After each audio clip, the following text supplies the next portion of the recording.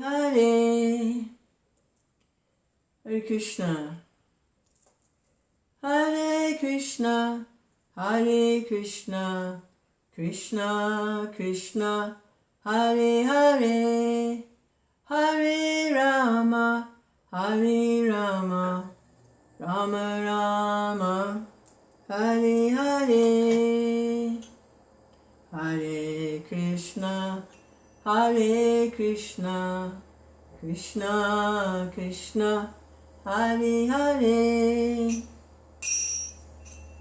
Hare Rama, Hare Rama, Rama Rama, Hare Hare, Hare Krishna, Hare Krishna,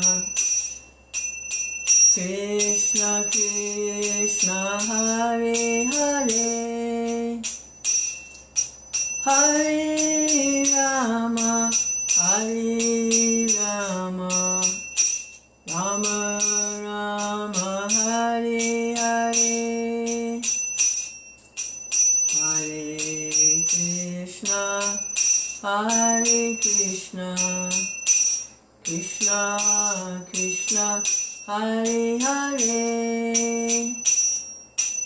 Hare Rama, Hare Rama, Rama Rama, Hare Hare, Hare Krishna, Hare Krishna, Krishna Krishna, Hare Hare,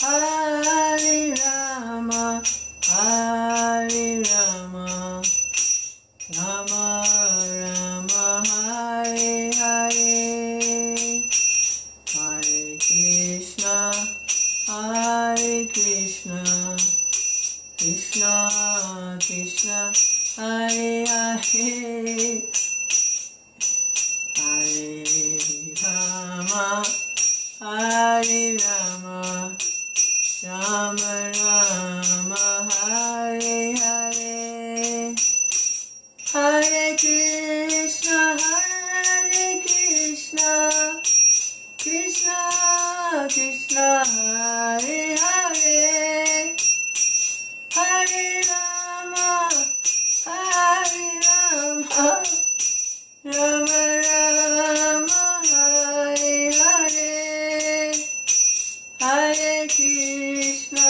Hare Krishna, Krishna Krishna, Hare Hare, Hare Rama, Hare Rama, Rama Rama, Hare Hare.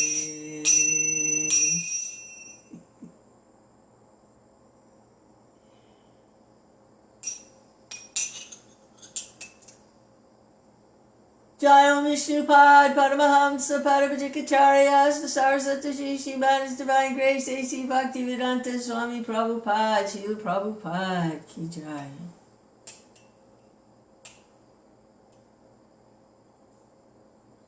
Hare Krishna, Krishna Krishna, Hare Hare, Hare Rama, Rama Rama, Hare Hare, Hare Krishna, Krishna Krishna, Hare Hare, Hare Rama, Rama Rama, Hare Hare, Hare Krishna, Krishna Krishna, Hare Hare, Hare Rama, Rama Rama, Hare Hare. And without further ado,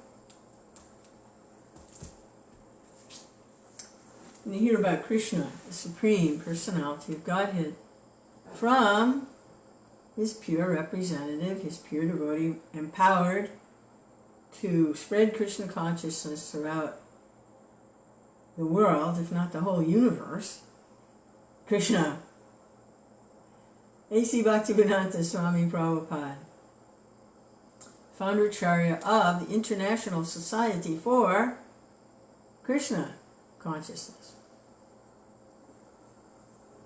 Krishna Chaitanya Prabhu Nityananda Shri Advaita Gadadhar. This is chapter 64. Lord Balarāma visits Vṛndāvana. It's a very short chapter here, a couple pages.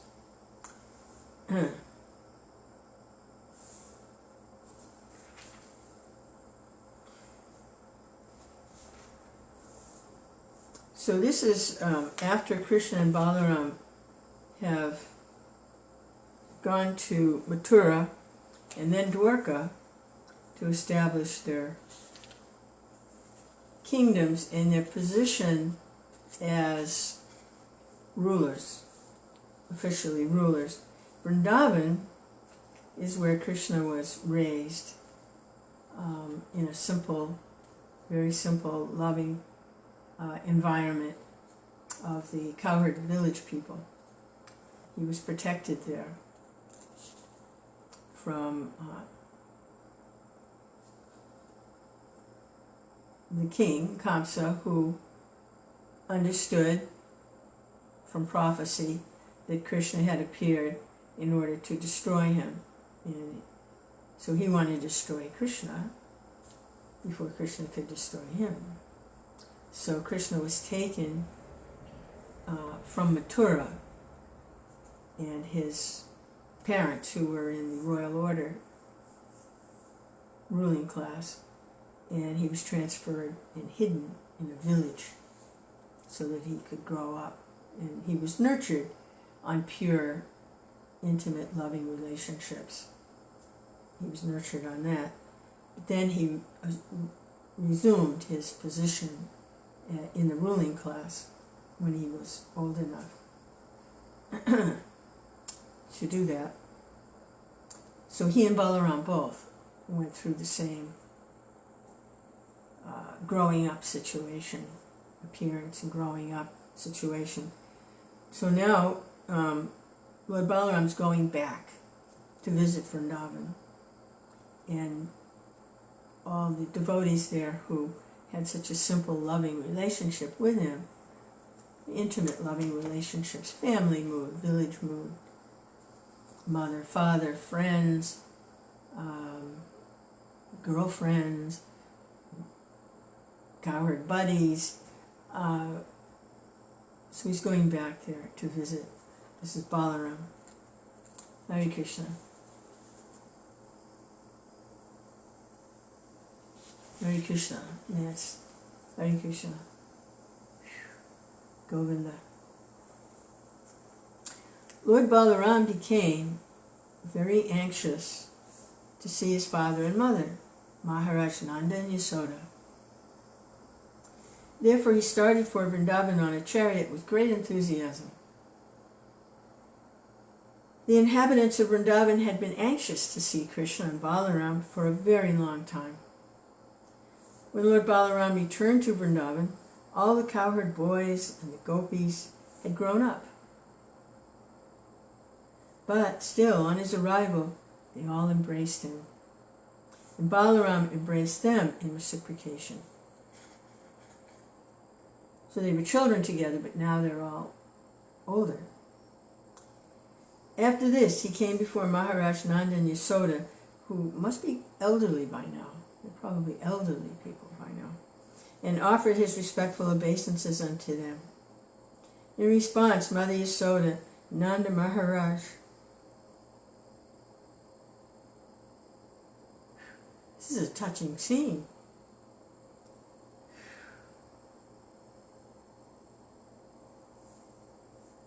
Yasoda and Nanda are older now. They offered their blessings unto him. They addressed him as Jagadishvara, or the Lord of the universe who maintains everyone. Which is interesting because they never related to Krishna and Balarāma as God before, so now they're saying. So they addressed him as Jagadishvara, or the Lord of the universe who maintains everyone. They've been in separation all this time. The reason for this was that both Krishna and Balarāma maintain all living entities. And yet Nanda and Yasoda were put into such difficulties on account of their absence. Huh. Yeah. They were forced to think of God in the absence of their intimate, loving relationship with the Lord. In His physical presence. Still, however, they still see Him as an intimate relation. That's Vṛndāvana can't give that up. It's like when Krishna was lifting Govardhan Hill to protect everyone from Indra's torrential outpour of rage, and he was holding the hill up, a mountain, to give shelter like an umbrella. Nanda, Yasoda, and the cowherd men, they thought he might need some help, so they're trying to help hold their rods and their staffs that they use for cowherding, trying to help him hold the hill up.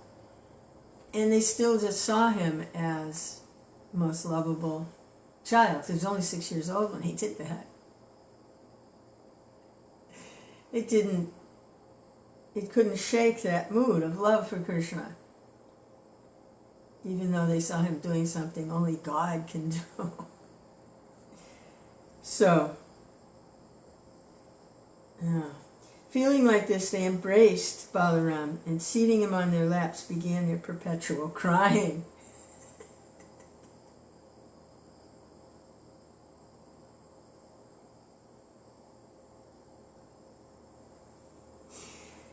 So, surrender to Krishna and you'll cry forever. How's that sound? What a deal, huh?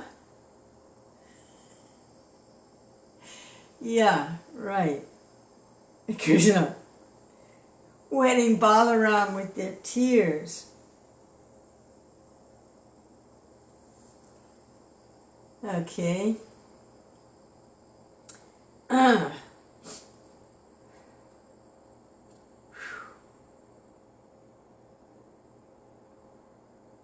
Lord Balarāma then offered his respectful obeisances to the elderly cowherd men and accepted the obeisances of the younger cowherd men. Thus, according to their different ages and relationships, Lord Balarāma exchanged feelings of friendship with them. He shook hands with those who were equals in age and friendship, and with loud laughing embraced each one of them.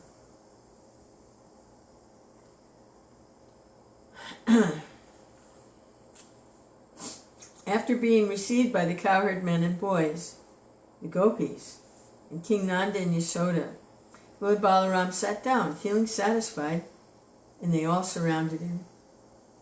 First, Lord Balarāma inquired from them about their welfare, and then, not having seen him for such a long time, they began to ask him different questions.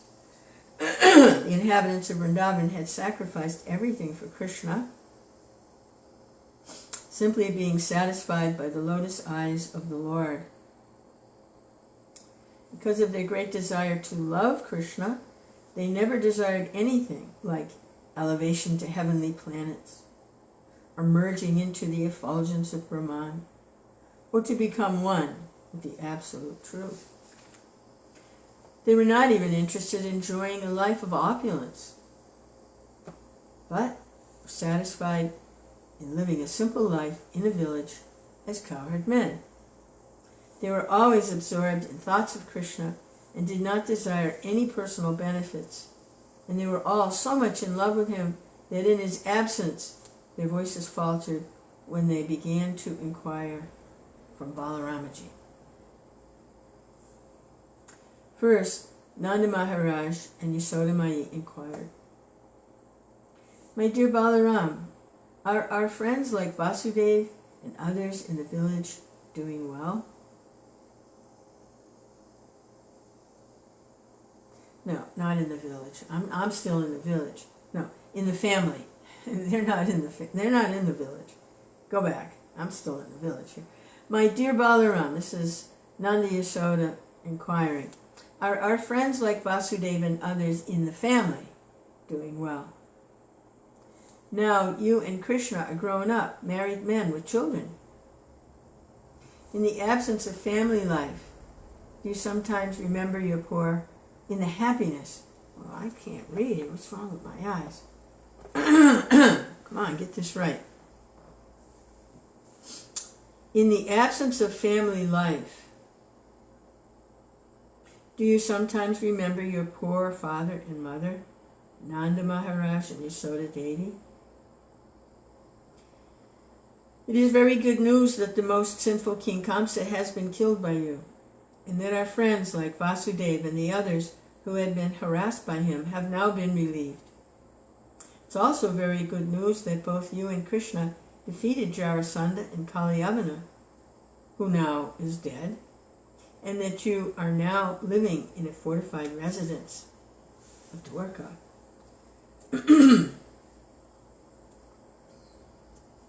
When the gopis arrived, Lord Balarāma glanced over them with loving eyes. Being overjoyed, the gopis, who had so long been mortified on account of Krishna and Balarāma's absence, began to ask about the welfare of the two brothers. They specifically asked Balarāma whether Krishna was enjoying his life surrounded by the enlightened women of Dwarkapuri. Does he sometimes remember his father Nanda and his mother Yasoda and the other friends with whom he so intimately behaved while he was in Vṛndāvana? Does Krishna have any plans to come here to see his mother Yasoda? And does he remember us gopis, who are now pitiably bereft of his company? Krishna might have forgotten us in the midst of the cultured women of Dwarka. But as far as we are concerned, we are still remembering him by collecting flowers and sewing them into garlands. When he does not come, however, we simply pass our time by crying. If only he would come here and accept these garlands that we have made. Dear Lord Balarāma, descendant of Dasar, you know we have give up everything for Krishna's service. You know we would give up everything for Krishna's friendship. Even in great distress, one cannot give up the connection of family members. But although it might be impossible for others, we gave up our fathers, mothers, sisters, relatives, without caring at all about our renunciation. Then, all of a sudden, Krishna renounced us and went away. He broke off our intimate relationship without any serious consideration and left for a foreign country. But he was so clever and cunning that he manufactured very nice words. He said, "My dear gopis, please do not worry. The service that you have rendered me is impossible for me to repay. After all, we are women, so how could we disbelieve him? Now we can understand that his sweet words were simply for cheating us." Another gopi, protesting Krishna's absence from Vṛndāvana, began to say, "My dear Balarāmaji, we are, of course, village girls, so Krishna could cheat us in that way. But what about the women of Dwarka? Don't think they are as foolish as we are. We village women might be misled by Krishna, but the women in the village of Dwarka, in the city of Dwarka, I just can't get out of the village, in the city of Dwarka, are very clever and intelligent. Therefore, I would be surprised if such city women could be misled by Krishna and could believe his words." Then another gopi began to speak. "My dear friend," she said, "Krishna is very clever in using words. No one can compete with him in that art. He can manufacture such colorful words and talk so sweetly that the heart of any woman would be misled. Besides that, he has perfected the art of smiling very attractively. And by seeing his smile, women become mad after him and would give themselves to him without any hesitation." Another gopi, after hearing this, said, "My dear friends, what is the use of talking about Krishna? If you are at all interested in passing away time by talking, let us talk on some subject other than him. If cruel Krishna can pass his time without us, why can't we pass our time without Krishna? Of course, Krishna is passing his days very happily without us, but the difference is that we cannot pass our days very happily without him. When the gopis were talking in this way, their feelings for Krishna became more and more intensified, and they were experiencing Krishna's smiling, Krishna's words of love, Krishna's attractive features, Krishna's characteristics, and Krishna's embraces. By the force of their ecstatic feelings, it appeared to them that Krishna was personally present and dancing before them. Because of their sweet remembrance of Krishna, they could not check their tears, and they began to cry without consideration. Lord Balarāma could, of course, understand the ecstatic feelings of the gopis, and therefore he wanted to pacify them. He was expert in presenting an appeal, and thus, treating the gopis very respectfully, he began to narrate the stories of Krishna so tactfully that the gopis became satisfied. In order to keep the gopis in Vṛndāvana satisfied, Lord Balarāma stayed there continually for 2 months, namely the months of Chaitra, March-April, and Vaishakha, April-May. For those 2 months he kept himself among the gopis, and he passed every night with them in the forest of Vṛndāvana in order to satisfy their desire for conjugal love. Thus, Balarāma also enjoyed the rasa dance with the gopis during those 2 months. Since the season was springtime, the breeze on the bank of the Yamuna was blowing very mildly, carrying the aroma of different flowers, especially the flower known as kamudi. Moonlight filled the sky and spread everywhere, and thus the banks of the Yamuna appeared to be very bright and pleasing. And Lord Balarāma enjoyed the company of the gopis there. Krishna, the demigod known as Varuna, sent his daughter Varuni in the form of liquid honey oozing from the hollows of the trees. Because of this honey, the whole forest became aromatic, and the sweet aroma of the liquid honey, Varuni, captivated Balarāmaji. Balarāmaji and all the gopis became very much attracted by the taste of Varuni, and all of them drank it together. While drinking this natural beverage, Varuni, all the gopis chanted the glories of Lord Balarāma, and Lord Balarāma felt very happy, as if he had become intoxicated by drinking that Varuni beverage. His eyes rolled in a pleasing attitude. He was decorated with long garlands of forest flowers, and the whole situation appeared to be a great function of happiness because of this transcendental bliss. Lord Balarāma smiled beautifully, and the drops of perspiration decorating his face appeared to be soothing morning dew. While Balarāma was in that happy mood, he desired to enjoy the company of the gopis in the water of the Yamuna. Therefore he called Yamuna to come nearby. But Yamuna neglected the order of Balarāmaji, considering him to be intoxicated. Lord Balarāma became very much displeased. Yamuna's neglecting his order. He immediately wanted to scratch the land near the river with his plowshare. Lord Balarāma had 2 weapons, a plow and a club, and he takes service from them when they're required. This time he wanted to bring the Yamuna by force, and he took the help of his plowshare. He wanted to punish Yamuna because she did not come in obedience to his order. He addressed Yamuna, "You wretched river, you did not care for my order. Now I shall teach you a lesson. You did not come to me voluntarily. Now, with the help of my plow, I shall force you to come. I shall divide you into hundreds of scattered streams." When Yamuna was threatened like this, she became greatly afraid of the power of Balarāma and immediately came in person, falling at his lotus feet and praying thus: "My dear Balarāma, you're the most powerful personality. You are pleasing to everyone. Unfortunately, I forgot your glorious exalted position, but now I've come to my senses, and I remember that you hold all the planetary systems on your head merely by your partial expansion as Sesha. You are the sustainer of the whole universe. My dear Supreme Personality of Godhead, you are full of 6 opulences.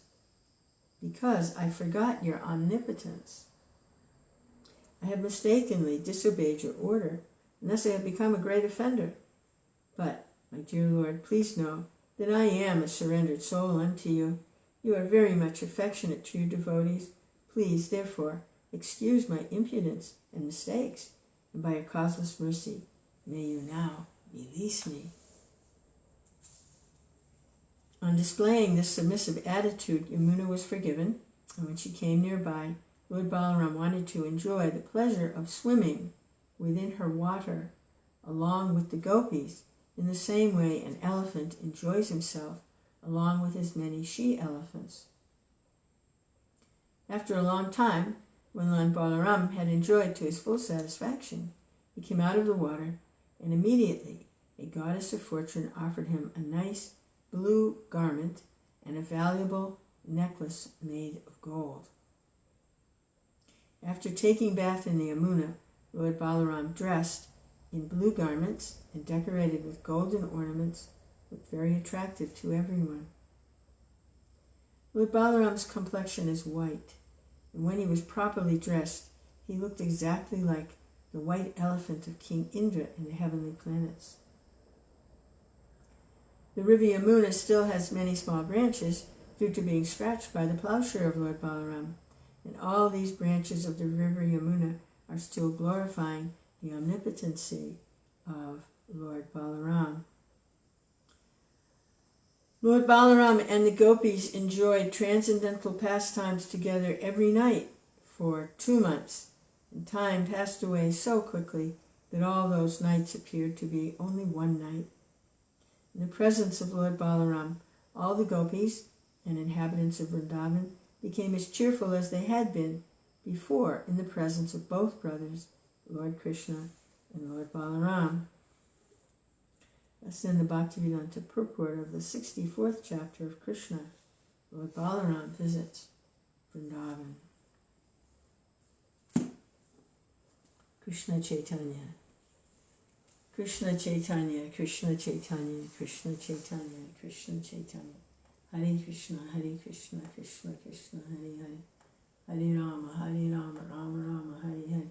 Somehow, we have to arrange our lives in such a way that we can hear and chant and practice Krishna consciousness. We have to arrange our lives in such a way that we can do that.